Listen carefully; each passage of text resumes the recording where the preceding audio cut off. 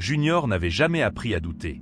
Fils unique d'un homme politique richissime, craint et respecté, il avait grandi avec la certitude que l'argent ouvrait toutes les portes et effaçait toutes les conséquences. À l'université, sa réputation le précédait, brillant, provocateur, mais surtout arrogant. Il se moquait ouvertement des croyances, des traditions et de tout ce qui touchait au spirituel. Pour lui, les légendes africaines n'étaient que des histoires inventées pour effrayer les ignorants. Lorsque l'université annonça une excursion académique vers le village reculé d'Akak, réputé pour ses grottes ancestrales et ses rites anciens, Junior ricana. Il aurait pu voyager en avion, confortablement, mais le professeur imposa un trajet en bus. 2 jours de route, car l'examen final serait basé sur ce que les étudiants vivraient pendant le voyage. Junior accepta à contre-cœur, convaincu que rien de marquant ne pouvait lui arriver sur une simple route poussiéreuse. Assis à côté de son meilleur ami Armel, issu d'un milieu modeste, Junior passait le temps à se vanter de la richesse de son père, de ses relations haut placées et de son mépris pour les superstitions locales. Armel, plus réservé, l'écoutait sans toujours approuver. Il connaissait les villages de l'intérieur du pays, leurs règles invisibles et les conséquences du manque de respect. Mais Junior n'écoutait jamais les avertissements. Le 2e jour, à midi, le bus s'arrêta près d'une forêt dense, à quelques kilomètres d'Akak. Les étudiants descendirent pour se reposer, manger et se soulager. Des toilettes publiques étaient disponibles, mais Junior les jugea indignes de lui. Sans gêne, il s'éloigna vers la forêt, suivi par quelques garçons curieux de voir jusqu'où irait son arrogance. C'est alors qu'un vieil homme surgit, comme sorti de nulle part. Sa voix tremblante mais ferme résonna.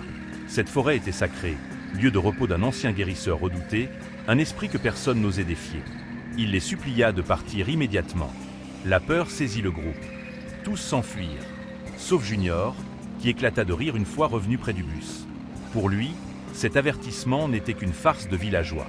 Et dans son esprit orgueilleux, une idée dangereuse venait de naître. Prouver que rien, ni esprit ni tradition, ne pouvait l'atteindre.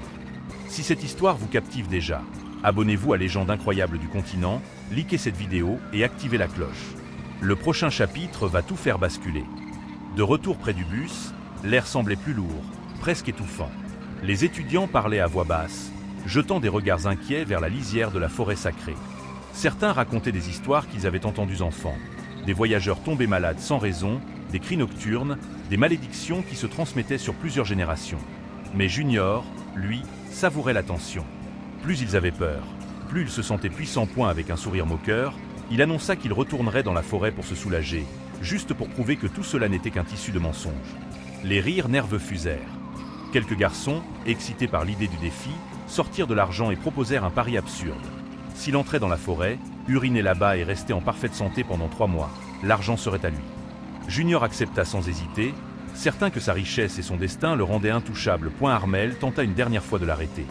Il lui parla de respect, de limites invisibles, de choses qu'on ne comprend qu'après les avoir perdues. Junior repoussa son ami, le regard dur, et déclara à voix haute qu'il ne croyait ni en Dieu, ni en enfer, ni en aucun esprit. Pour lui, seule comptait la preuve. Et il allait l'offrir à tous, ici et maintenant. Il s'enfonça dans la forêt. Chaque pas semblait avalé par le silence. Les arbres formaient un mur épais, la lumière du soleil disparaissait peu à peu. Puis il aperçut une pierre étrange, couverte de symboles anciens gravés profondément, comme si le temps lui-même avait tenté de les effacer sans y parvenir. Junior s'en approcha, le cœur battant d'excitation, et posa son geste là où personne n'osait même regarder. Lorsqu'il revint au bus, l'argent en main et un sourire victorieux sur le visage, il déclara que rien ne s'était passé. Les autres étudiants étaient troublés, incapables de se réjouir. Une sensation glaciale s'était installée dans leurs entrailles, car certains défis ne montrent pas leurs conséquences immédiatement. Et les esprits, eux, savent attendre. Le bus reprit la route dans un silence inhabituel. Les rires avaient disparu, remplacés par une tension invisible qui pesait sur chaque étudiant. Junior, lui, finit par s'endormir, confiant, presque fier de son exploit. Mais à peine ses paupières closes, son esprit fut happé par un rêve d'une intensité terrifiante. Il se retrouvait seul dans la même forêt. La nuit était profonde, étouffante, et aucun insecte ne chantait. Soudain, une envie incontrôlable d'uriner le submergea, une pression douloureuse, comme si son corps ne lui appartenait plus. Lorsqu'il céda, les enfants apparurent autour de lui, leurs visages figés dans des sourires moqueurs. Ils pointaient du doigt Junior, riaient, chuchotaient son nom, tandis qu'il était incapable de s'arrêter. Il se réveilla en sursaut. Une odeur forte envahit l'habitacle du bus. Tous les regards étaient tournés vers lui. Junior venait de suriner dessus, en plein sommeil. Les rires éclatèrent, cruels, humiliants. Lui qui se croyait invincible ressentit pour la première fois une honte profonde, brûlante. Il tenta de se rassurer. Ce n'était qu'un accident, la fatigue, rien de plus. Mais cette nuit-là, à l'hôtel du village d'Akak, le cauchemar revint. Le même rêve, les mêmes enfants. Et au réveil, le même constat. Le lit trempé, l'odeur insupportable, le regard choqué d'Armel. Ce n'était plus une coïncidence. Quelque chose venait de s'attacher à lui. Quelque chose d'ancien, de patient et de très en colère. À partir de ce jour, Junior ne dormit plus paisiblement. Chaque sieste, chaque moment de repos devenait une menace. Même éveillé, il ressentait parfois cette pression soudaine, violente, comme si son propre corps se retournait contre lui. Les autres étudiants commencèrent à l'éviter. Les moqueries avaient laissé place à la méfiance. Dans leur regard, Junior ne voyait plus de rire, mais de la peur. Armel tenta de l'aider. Il lui conseilla de se retenir, de prier, de demander pardon, même s'il n'y croyait pas. Mais rien n'y faisait. Dans le bus, dans le village, parfois même en pleine discussion, Junior perdait le contrôle. Son esprit s'effritait, rongé par l'angoisse. Lui qui parlait si fort auparavant murmurait désormais, évitant les regards. Un après-midi, épuisé, il s'effondra sur un banc du village. Pour la première fois, il admit ses regrets. Il se souvenait des avertissements, du vieil homme, de la pierre gravée. Chaque détail revenait le hanter. Ce n'était plus une légende. C'était une punition. Point pris de panique, Junior chercha de l'aide. Il alla trouver l'un des garçons du Paris, un jeune homme du village nommé David. Les genoux au sol, la voix brisée, il le supplia. L'arrogant Junior n'existait plus. Il n'y avait plus qu'un homme terrifié, prêt à tout pour mettre fin à sa souffrance. David le regarda longuement, sans compassion. Puis il accepta de l'aider, mais seulement à une condition. Ce qu'il attendait dépasserait tout ce qu'il imaginait. Et une fois la vérité révélée, il serait impossible de revenir en arrière. Cette nuit-là, la lune était voilée, comme si le ciel lui-même refusait d'assister à ce qui allait se produire. David conduisit Junior et Armel loin du village, à travers des sentiers étroits que seuls les initiés connaissaient. La forêt semblait vivante. Chaque pas faisait craquer les branches, chaque souffle de vent ressemblait à un murmure. Sans les lampes torchées, ils auraient été totalement avalés par l'obscurité. Après une longue marche, une lueur apparut au loin. Une petite hutte, isolée, éclairée par une simple lampe à huile. Junior sentit ses jambes trembler. Qui pouvait vivre dans un endroit aussi reculé?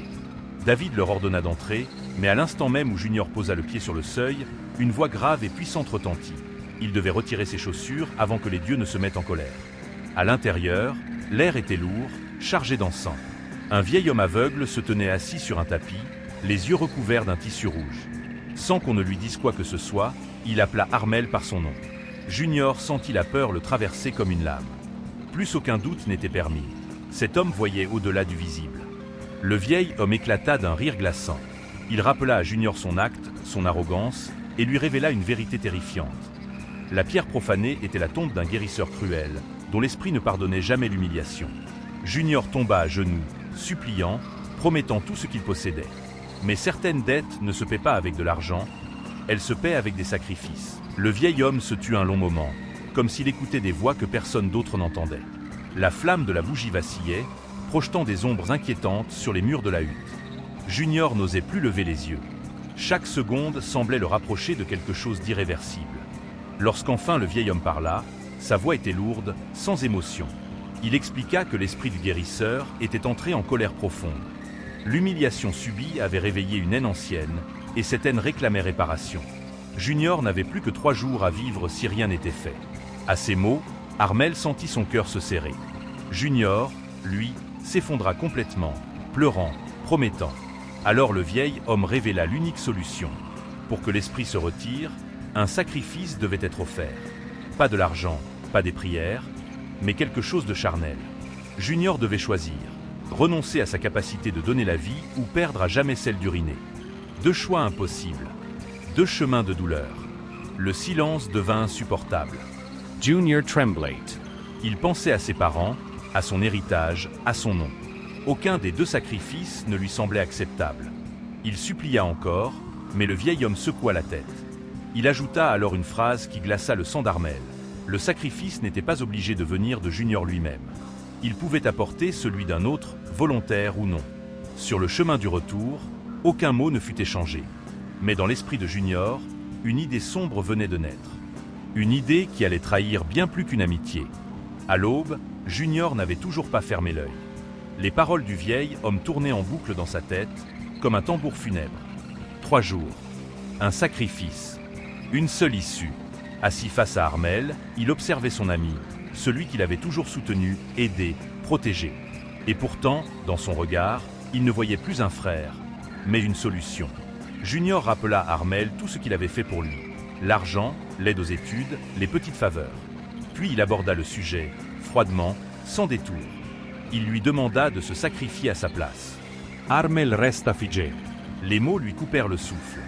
Lui, l'aîné d'une famille pauvre, sur qui reposait l'avenir de 6 enfants, devait payer pour l'arrogance d'un autre. Lauantai colere monta. Armel rappela les avertissements, le manque de respect, l'orgueil. Junior, lui, resta impassibile. Il promit encore plus d'argent, une vie confortable pour la famille d'Armel. Mais l'argent ne pouvait pas réparer une telle trahison. Dégoûté, blessé, Armel se leva et quitta la pièce sans un mot. Junior resta seul, persuadé qu'Armel reviendrait. Après tout, pensait-il, tout le monde a un prix. Mais pour la première fois de sa vie, il se trompait. Et pendant ce temps, l'esprit, lui, continuait de se rapprocher. Le temps devint l'ennemi de Junior. Chaque heure qui passait affaiblissait un peu plus son corps et son esprit. Les cauchemars se faisaient plus violents, plus réels. Parfois, il se réveillait en hurlant, certain de sentir une présence assise au bord de son lit. Les enfants du rêve ne riaient plus. Ils le regardaient en silence. Armel refusait désormais tout contact. Son silence était plus douloureux qu'un refus. Pris de panique, Junior tenta une dernière solution, l'argent. Il retourna voir David et lui proposa une somme immense pour offrir un sacrifice à sa place. David entra dans une colère noire.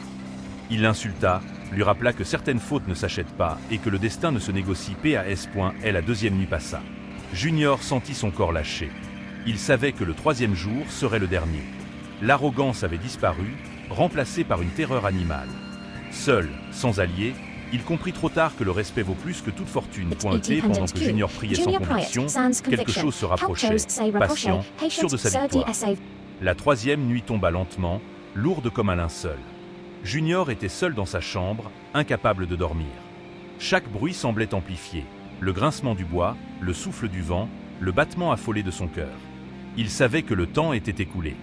Aucun sacrifice n'avait été offert. Aucune rédemption n'avait été acceptée. Aux premières heures du matin, le cauchemar revint, mais cette fois, il ne se réveilla pas vraiment. La forêt l'encerclait de nouveau. La pierre sacrée était là, fissurée, suintant une ombre épaisse. Une silhouette se dressa lentement devant lui, déformée, silencieuse. Junior voulut crier, supplier, promettre encore, mais aucun son ne sortit de sa bouche. À l'aube, on retrouva Junior sans vie, le visage figé dans une expression de terreur absolue. Aucun signe de violence. Aucun médecin ne put expliquer sa mort. Officiellement, ce fut un arrêt mystérieux. Officieusement, seuls Armel et David connaissaient la vérité. L'esprit avait repris ce qui lui avait été refusé.